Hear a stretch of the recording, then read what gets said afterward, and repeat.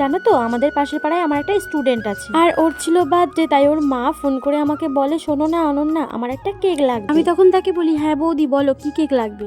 আমার মেয়েটার 1 সপ্তাহ পরে জন্মদিন, ওই জন্য ওর জন্মদিনে একটা বারবি কেক চাই। বারবি তো ওর অনেক পছন্দের। আমি তখন বলি কি কালারের ড্রেস হবে, তখন বলে দেখো তোমার পছন্দ মতো একটা কালারের ড্রেস বানিয়ে দিও।